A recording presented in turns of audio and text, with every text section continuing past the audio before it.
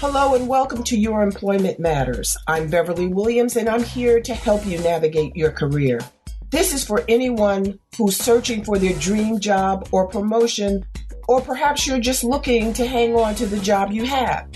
Today's work environments are multi-generational, multi-religious, multinational, multiracial, and multi-gender identity. Add market disruptors like Amazon and Lyft, along with the addition of AI, and it's easy to see why finding and keeping a job is such a challenge. Employment success and even employment survival depend on your ability to adapt. That's why my goal for this 30-minute podcast is to first advocate embracing change and differences, and second, to encourage you to proactively assume responsibility for your career. Get your work week off to a good start by listening to Your Employment Matters every Monday. Find out how to own your career and get the best practices for making your employment matter.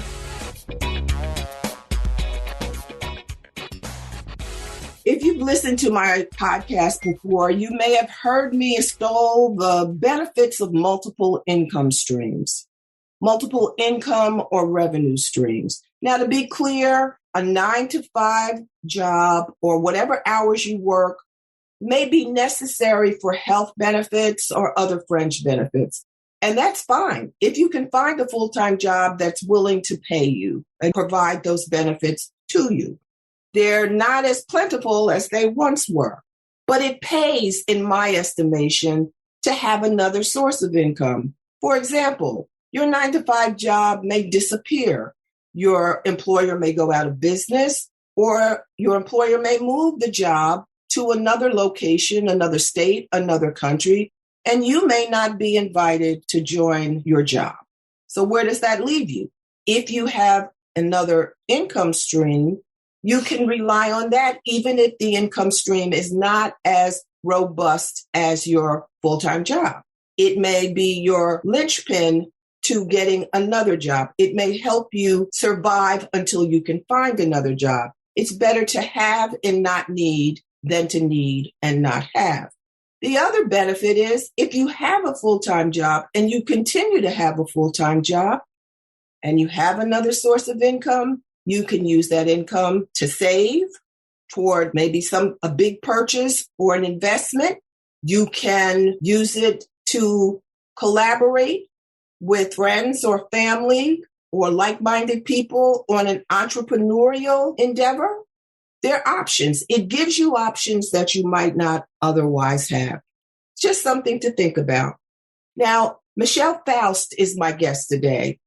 And Michelle's LinkedIn page describes her as lemonade legend, storytelling strategist, author, magazine publisher, and podcast host.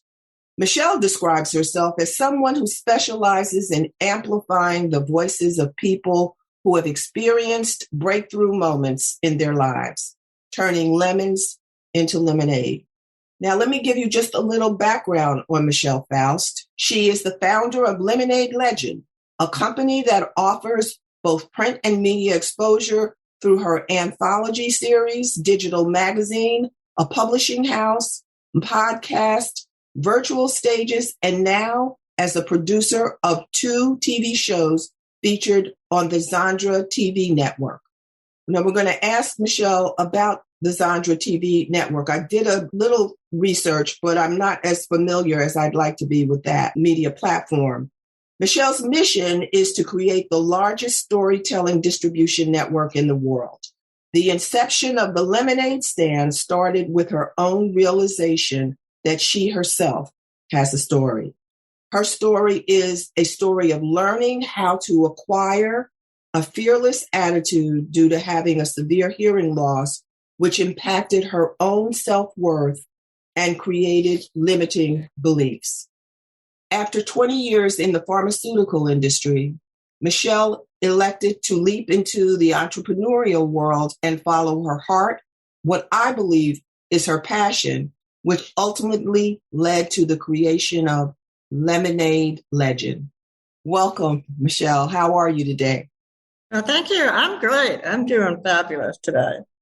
Well, hopefully this is going to work out the way I want it, but I have my doubts. Well, all we can do is give it our best and move forward, right? And for our listeners, I'm severely challenged technologically, and this is a new platform that I'm recording on, and it's my hope that I'm doing it correctly and that my podcast provider will be able to transcribe the interview with Michelle so that you will have the benefit of her experience, her tips, and anything else she wants to share with you. So now, well, the worst case scenario, Beverly, is we can always do it again when I get back to the state, too. That's true. So that's true because Michelle is in another country. So it's an international recording. And I've had very poor experience with international recordings. And since we're in the middle of or almost at the tail end of the Olympics, I tried to interview an Olympic athlete from Canada. He was one of my clients, and he was kind enough to, take the time to record the first interview, the first time, that is, and it didn't record. And he was gracious enough to come back and do it again, and it didn't record. I felt so bad, but I did take notes of his interview because I wanted to use it in my book.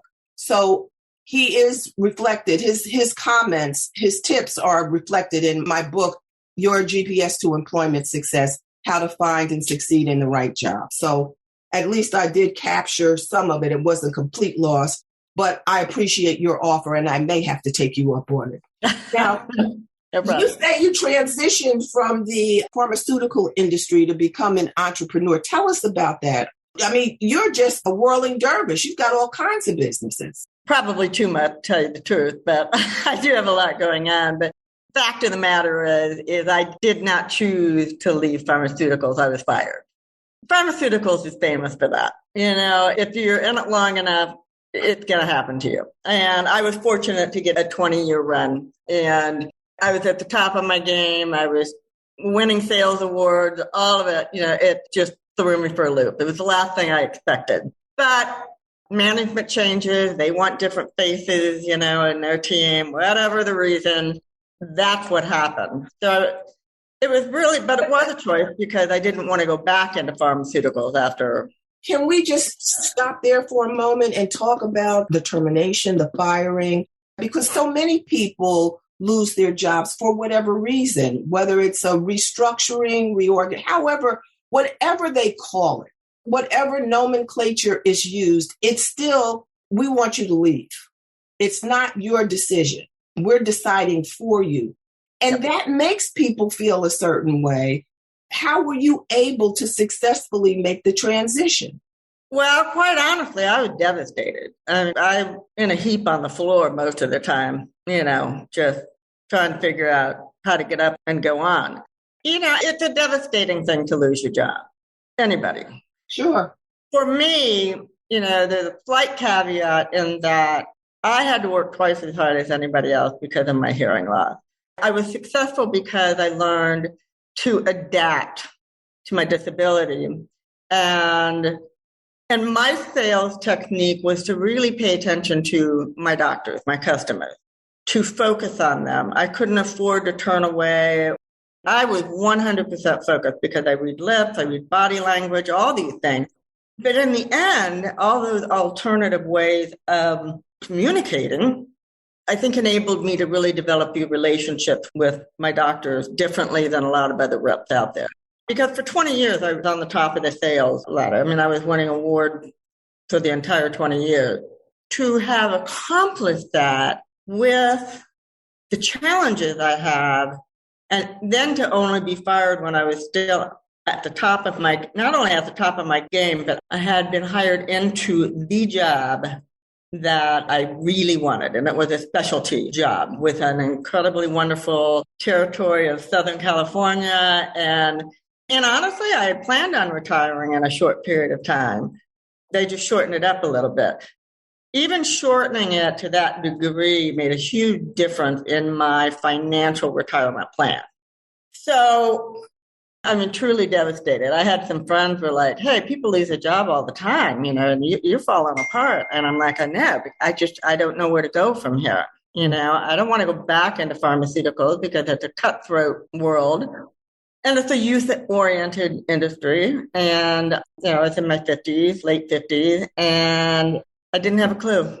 And so to your point of things that you're saying of having a second stream of income and things like that is really important because I was frozen, frozen within my world of self-doubt. How am I going to live? How am I going to move on? And then, I gave myself a kick in the butt finally, and I started getting out and walking every day. And it was the winter time, and I live in Arizona where it's beautiful in the winter. And so those daily walks became my salvation. And that's where I did my prayers, my meditation, my thinking, my quiet thinking. And I do believe that when you give yourself that time and that quiet and you allow God to enter in, or whoever your higher being is, whether it be just meditating so that you can free your thought, I believe that is where you start to create. And your ideas start to come, well, maybe I could do this. Yeah. Maybe I could, go in such and such direction. And I didn't go into entrepreneur. It wasn't seamless. And it wasn't just take that step and boom, I was there. I tried several different things, and it wasn't until I failed at a few and tried different things that I started to find my way towards Lemonade Legend and being a part of the authors world and publishing world and all of that. It was not something that I thought of ahead of time. It kind of came to me. It definitely did come to me and over the course of time. It started with the anthology, The Lemonade Stand, because I did have a powerful story within me of what it's like to grow up with a disability. What it was like to cope with the kids in elementary school. Because, kids are mean. They are. they bully. That's it. Bullying is not a recent development. They've been bullied for years. But the other thing is that it entered into my career choices because, oddly enough, my personality is extrovert, and I wanted to do all these different things where having the hearing loss made some of those career ideals more difficult. But I kind of did them anyway, such as getting into pharmaceuticals. It's not easy. So people understand it's not easy to get into pharmaceuticals if you don't have a disability. That's correct. So the fact that you were able to get into sales and pharmaceutical sales with a disability and be successful, that's huge. And to do it for 20 years, I mean, that's an achievement in and of itself. It is. And I thank you for saying that because I truly believe it is. And so that was part of my, story, Okay, so wait a minute. Let me say this to you. I'm a labor and employment attorney. I have been as HR executive. So I know what it takes to be successful in corporate America, in nonprofits, in public sector areas of employment. I'm not blowing smoke. When you say that you were successful and at the top of your game for 20 years in pharmaceuticals and you had a disability and you won awards, that's huge. And I know when they got rid of you, when they terminated you, when they laid you off, however they characterized it, you probably felt marginalized. But if you had thought of what you've done in the environment in which you had done it, and the very fact that you were a woman doing it and you accomplished it, all that you accomplished, I tell people when something catastrophic happens, take 15 minutes for a pity party. And after that, you can't afford it. You really can't afford more than 15 minutes. And then think about what happened. Was it my fault? Is there something? Learn from it. And be honest, as objective as you can. And if you had been able to do that, you would have been walking around with your chest out. I took way longer than 15 minutes for my pity party. Oh, yeah. And, I wasn't there to tell you. But you have a very, very solid point there, because for the most part, you can't afford more than 15 minutes. Yeah, this is life. This happens all the time. This is how we make our lemonade. But I just got stuck in that place where, all that self-doubt and all those self-limiting beliefs, all those things that I had had as a child, or at least prior to those 20 years, they all just came flooding back to me. And it just paralyzed me, to a point where I didn't know what to do and I couldn't function. But I guess the point is that it took me, and this is what happened, taking those daily walks and letting my mind just be free, is that's what I did do. Is I went back to those 20 years and said, instead of being devastated, I got mad. Well, damn it, I'll show you. I'm not going to let you guys get the best of me. For me, that would have been the worst thing I could have done, was to let them win. Exactly. And to let them hold me back. So it took me a little while, but it happened. And I didn't let other setbacks hold me back. Like I said, I tried a few things before I ended up creating Lemonade Legend, which actually, once I created it, was going incredibly strong in as little as a year's time. Wow, that's great. And what I've learned is everyone has a story. And the healing process is incredible. When you sit down and you write it, you share it, you use it to do your storytelling marketing, to brand yourself, all those different things.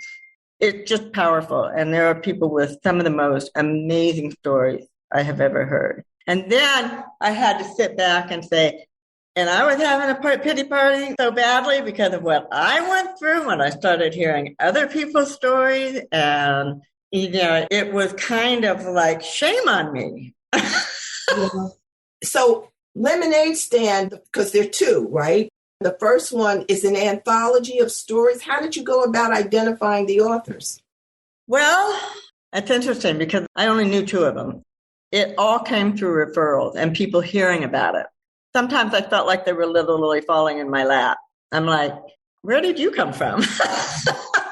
But they were all pretty amazing women, very amazing women. And, I am a Christian. I have deep faith, and I do believe it was God inspired, because I just reached out to people who I knew had good connections, said, this is what I'm doing.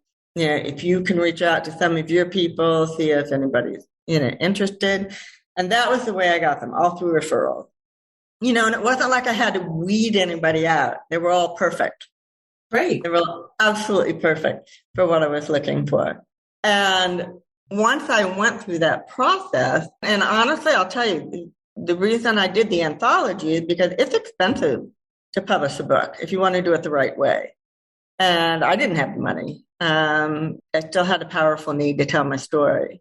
In brainstorming with some writing coaches, that's where we came up with the idea for the anthology. Spread the cost around and create something, a little bit like Chicken Soup for the Soul type of a thing. And let's tell our lemon to lemonade stories. And let's show people how incredibly powerful we are. And in the process, I saw and experienced the healing that happened with these women. I mean, they were literally transformed. You created a community. Yes. And we became a community. We became bonded, friends for life. So the entire experience led me to say, I want to put myself full-time into this. The book wasn't quite finished yet. I had a lot of work in getting it completed. And I was doing content writing at the time for social media. And I turned over my client to a gentleman that I was partnering with. We didn't have an official partnership. But anyway, I was like, can you take my client because I want to focus on this? Mm-hmm. And from that point forward, it was a full-time job for me. And the business became what it has become out of that book. Now, Lemonade Legend is the corporation, the business entity, and Lemonade Stand is the anthology, and Lemonade Stand 2 is the second anthology. Correct. Yeah, the lemonadestand.com wasn't available as a domain. So then I had to say, what am I going to think of? So, but actually, it's kind of a great thing because that separates the anthology to be something on its own while I was still able to create other platforms. Because now, as a publisher myself, I've got Lemonade Legend Publishing, along with the TV shows and everything else. So that worked out well. So now the Lemonade Stand is simply the anthology. We are starting the third one, and we're going to focus on healthcare workers and give them a tribute for, Absolutely. They deserve it. Yeah, big time. Big time. They deserve it. And they do. Because your podcast is all about other streams of income and things like that. I want to address that a little bit in saying writing a book can be an alternate stream of income. Now, you have to work at it. Nothing comes. They don't sell themselves. But nothing comes without work. I mean, that's looking for a job is work. So to find a job, you have to work at it. You have to put in the time, the effort, the research. It's labor intensive. It really is. And the books themselves also become an important resource for enhancing whatever you are currently doing in business. Then, you use that as a marketing resource. So there's a lot of reasons to write a book, but in and of itself, it can be a secondary form of income. The other thing that I've done is because of pharmaceuticals, and I was paid very, very well, and I'm a conservative person. I was never into fashion and things like that. My husband and I, saved money, and in the end, we took some of that nest egg and we bought properties that were in vacation locations. So we do vacation rentals. We even have a place in Wisconsin that's just a straight rental. So, it's not always an easy thing to do. It's easy to say, go buy property. Not everybody has that kind of money, but I want to give a shout out to that being a great source of passive income. Again, but it takes work to be a landlord too. So like you said. When I bought my first house, I listened to a family friend that said, don't buy a one-family house first. Get income. I don't want to be a landlord. But that was the best advice he gave me. As one of my girlfriend's husbands said to me, he said, Beverly, this house has been better to you than many of your friends' husbands have been to them. And I looked at him, I said, you're right. That was the best advice from the family friend I'd gotten. I was in law school. I bought the house and then I started law school. Don't ask me. It just happened like that. And I had excellent tenants because I did due diligence. It worked out so well that I would not have been able to afford that house by myself, but with somebody downstairs to pay half the mortgage.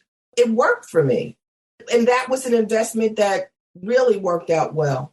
I would just say, don't limit yourself because you don't believe you have the budget to do it. Look at the different options that there might be out there. But good credit is critical. Whatever you do, don't get involved frivolously in purchases. Try to keep your credit rating as high as you possibly can. Pay your bills on time because you never know when you're going to need to make a purchase and you don't want to be told that you can't. Exactly. Yeah, I believe in that 100%. But I wanted to say that, that's been my experience of alternate, streams of income. And I've learned in my later years how important that is. Because when you're in a job like pharmaceuticals and you're getting paid well, you're getting benefits, you're getting all of these kinds of things, you just get spoiled. And you don't think about that. You take things for granted. Yes. And when you're working hard, you're producing, you don't think that the anvil is going to fall on your head. You're doing what you're supposed to do. You're delivering the goods and you just don't think. But what I advise people to do, especially in this day and age, pay attention to what's going on around you. Pay attention to what you read in trade papers, in magazines, what you see on television. Watch and listen to the business TV shows and radio shows. follow the media, listen to what's going on. And when you see that people around you are getting laid off, don't think it won't happen to you. But for the grace of God, it could be you. And then maybe it will be you if you don't pay attention, because you may not be able to stop them or get them to change the decision they made, but you can position yourself so that you don't have the experience that you have. It's like, so what are we getting? So is it a severance package? Because you're halfway out the door, or you've already looked for another place to land, or you've decided to go into business for yourself. You've been doing the work so that you have and can make a smooth transition so that you don't go through the angst and self-doubt that comes when you haven't been paying attention to what's going on around. But few people really do that, right? No, but that's what I strongly suggest they do. And making friends with people, employees, coworkers in other departments. Yeah. Because a lot of times sharing information or just hearing what's going on in other departments is useful. You're being able to get a strong referral from somebody in another department. You might not get it from the boss that fired you, but you might be able to get it from somebody within the company. But if you've been doing a really good job, as it sounds like you were, people will not, okay, there's something called defamation. They can't lie. If they lie, there can be consequences. So they'll tell the truth. And you've got performance reviews. And that's the other thing. People don't keep their records. You know, if your boss says, oh, she didn't do her job, if you have a performance review that says you were a stellar, here, what is he talking about? This is my performance review.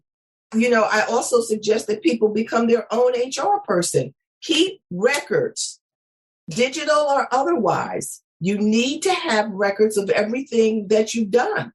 Well, suppose the place burns down. When you get old enough to collect Social Security, who's going to be able to say that you worked at whatever job for how many years? You may need to have to prove that you did. It doesn't. Well, and I kept for all those 20 years from the very, very beginning, I kept a brag book, because that's what you do when you go to an interview is you brag about yourself, right? So I did put my performance reviews. I made photocopies of every award I won. And all those things went into the brag book so that when I went into an interview, you know, I had I like that. And you know what? Most of the time, they didn't even want to sit and go through it. They would just look at it and they would know, they would see the thickness of it and the fact that I had it. They just went, that's right. She got it, you know? I like that. I'm going to use that. I'll give you attribution. But I like that. And see, unless you can prove something, it almost didn't happen the way someone else said, the way you say it occurred. It's your word against somebody else's word. But if you have documentation, contemporaneously prepared documentation or historical documentation, then it wins. Well, it speaks for itself. Exactly. You've carried the day.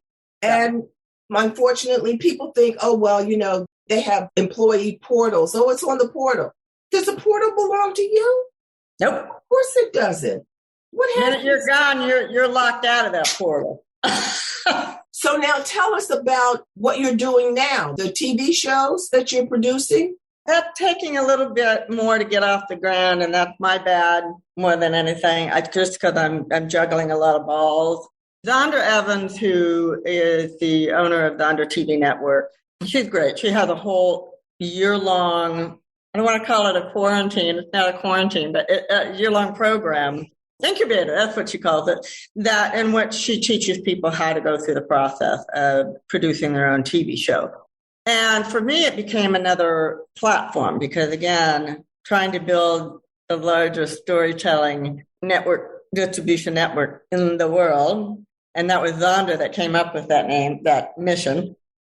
TV was just a natural thing because, you know, nobody has regular TV anymore. Like right. I grew up with channel 3, 5, 10, 12, whatever, and nobody has regular TV.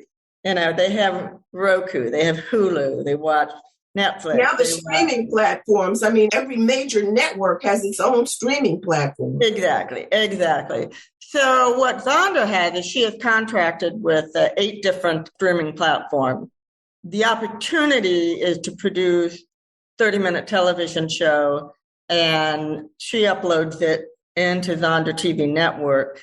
So it's accessible either through zondatv.com or it's accessible through Roku, Amazon TV, Apple TV. Anyway, she's got, I believe, 7.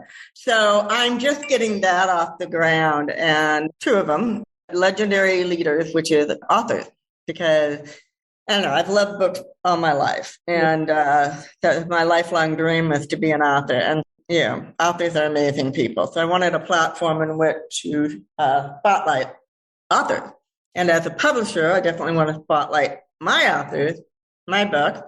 So it's interview style. And Lemonade Life is interview style. And it's more about just sharing of your lemon to lemonade story. Because face it, we all have them. We all probably have 5 or 6 or 8 of them. Yeah. Because life's not easy. You know? It happened. And so it's just another platform for me.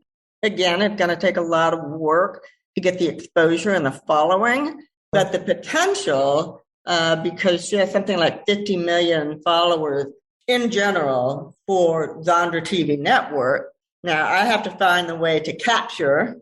That doesn't mean 50 million people are watching mine, but it means that that is the pool in which potentially I can tap into. Right, exactly. And to your point, everybody has a story. I'm surprised by how many people want to be authors. Everybody has a book. It seems to me, especially because we met on that maximum sales book. I'm surprised. I'm listening to people talk about what they're writing about, and I'm like, wow, okay. I would have never thought of that. There's a burning need to share their stories, their beliefs, their travels. I'm impressed. I think it validates you as a person when you're able to put something down on paper, organize it in such a way that it can be entertaining, informative, educational, whatever your topic is. But yeah, it's a real sense of validation of who I am as a person when I'm able to put my story down. The first book I did was self-published. And you're right, it's not cheap to self-publish. It really isn't. In retrospect, if I had it to do all over again, I would have delayed doing it, and I would have tried more to find a publisher or literary agent and a publisher. But I didn't, so I published it myself, and I found that I was fortunate enough to sell 1,400 copies to an event. It was a dinner, 10 people at a round table, and there were like 1,400 people there. Everybody got a book. And I was signing the books after the event, and this guy says to me, somebody asked me for a business card, and the guy says, she doesn't need a business card. This book is her business card. And I said, he's right. I hadn't thought of it that way. So, there's just so many different ideas that you would never have thought of. At least I would never have thought of it that way, but he's right. That's what it is. I think people, in fact, I'm toying right now with the idea of writing my story about pharmaceuticals. Got a lot of unique twists and turns in it. But you can literally write really about anything. It's about finding your market, who's your avatar, your ideal person that be interested in what you're writing about. And if you do your homework, you're going to figure out if there's a market out there and then market to that group. Right. But if you're feeling a passionate need to get this story out, you may not even consider a market. It may be cathartic. I need to do this. And I hear some of that on the webinars we do, It's like, I have a couple of clients that published, and it really, the end result wasn't how many books they sold. The end result was, it was important to get their story out. Yes, One was about, Vietnam vet who was on his deathbed, and he wanted so badly to have his story put out there before he died. And I mean, we just barely made it. But he was so at peace at that point. And in fact, we all knew he was hanging on for the book to get published, because within a couple of days he was gone. But he was truly at peace because he knew his story was out there and it was his legacy. It's not always about money. No, it isn't. And it's fortunate that you all were able to give him that. It was truly a wonderful feeling to get to give a gift like that on someone's deathbed. Exactly. I will tell you, it's a pretty amazing feeling. Now, I want to ask, we're talking in 2021, in the middle. I thought it was the end of a pandemic, but it sounds like we're not done yet. But in retrospect, knowing what you know now, is there anything you would have done differently as you move through your employment journeys, the choices you made after leaving the pharmaceutical industry, the different businesses you're involved in? Is there anything you would do differently? I think the only thing I might do different would be to have listened to my gut earlier on, because I definitely going down the path of writing, and that's how I ended up with doing the content writing. But I didn't believe in myself enough to say I could write a book, or I could collaborate in a book, or I could be a part of publishing or anything like that. I stayed small. And by staying small, it was like, I can write a little blog or a little paragraph that goes on a social media site. I can do that. Yeah. And so I did not have the faith in myself. And then I did not follow the gut that just do it. Just get out there and do it. And if you fall on your face, you fall on your face. Pick yourself back up again. A lot of people don't succeed right out of the gate. It's trial and error. Like you say, you fall, you pick yourself up. But unfortunately, a lot of people don't have the self-confidence to say, okay, I have to get up and try it again or try something else. It becomes defeating, and they think of it as who they are as opposed to rising above it and slapping it down and saying, I can do this. I think that the people in our lives help us with that. I think encouragement from others is helpful. To that point, sometimes our family and our friends become our worst enemies when we decide we want to do something unconventional, do something entrepreneurial, or, they're like, why don't you just get a job that's safer? It's a paycheck. You can walk and chew gum at the same time. You can do both.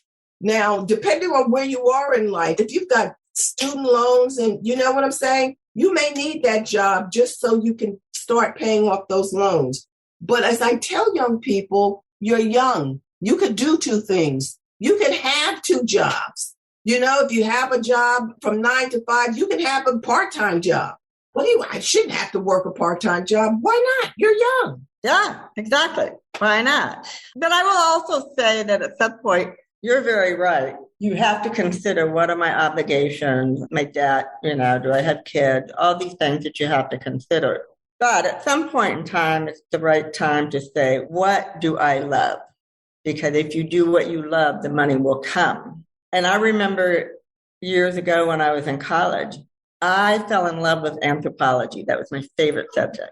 And which shouldn't be so surprising, because it's really the study of people and behaviors. And that's what I'm doing now.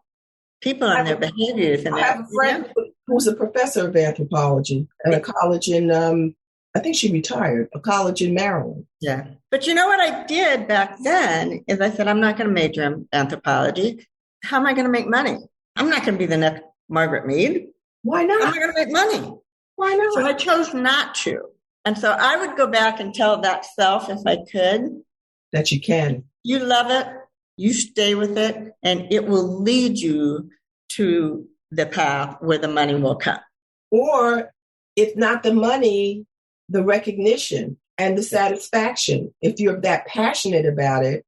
Margaret Mead, I don't know, did she make a lot of money? I don't know. Margaret Mead. Oh, did she make money? I don't know, but she sure got the recognition. Yes. So, I don't know. I think as we get older, we realize what's important and what isn't. When we're younger, I think that we're driven by external forces, what we see on television. And, especially now with all the reality shows that are out there, the young people want a red carpet event. Everybody wants a red carpet event. And, later on you realize if I had that money, I could have invested it in something. I could have bought a house, put a down payment on a house. Just we make different choices when we know better. We do. And, as far as those of us who are older, getting towards retirement and whatnot, it's a different world too, because we're not going to get the gold watch. We're not going to get the pension. We're not going to get all those things that once upon a time was guaranteed if you just showed up every day and did your job. And we're not going to have that same job long enough to get a pension. Right. Because they're going to transition people out. That's what happens. I don't know. That's what they do. What advice would you give our listeners? My advice goes right back to what I do, and that is write down your story. Even if you don't want to share it, that's okay. And the reason I say this is because it's a powerful thing to go from your head down onto paper. It's a whole different experience of your own story, because things start coming out as you're writing that you didn't remember or you would push back. And once you really have that story, then you have the whole why behind who you are and why you do what you do. Out of your story comes your why and your purpose. And when you're able to see that, you're better able to see, is the job I'm in now the right one? Does it fit my why and my purpose?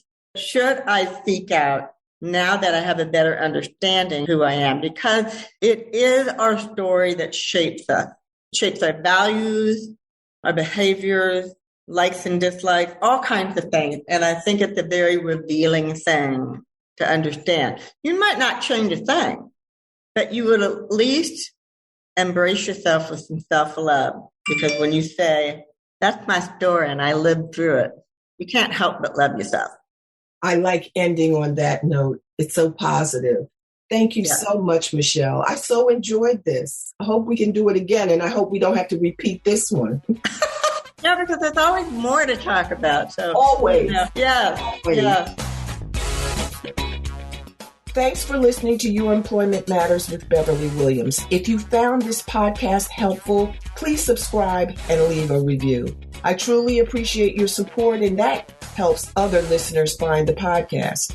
If you have a comment, question, or suggestion, you can reach me at bawilliams@youremploymentmatters.com. My book, Get the Job Done, is available on Amazon.com and BarnesandNoble.com.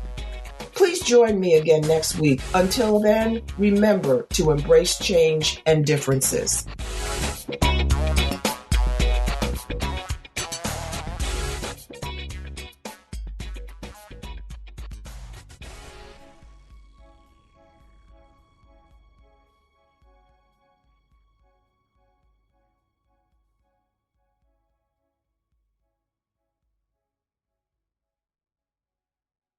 This podcast is part of the Sound Advice FM network. Sound Advice FM, women's voices amplified.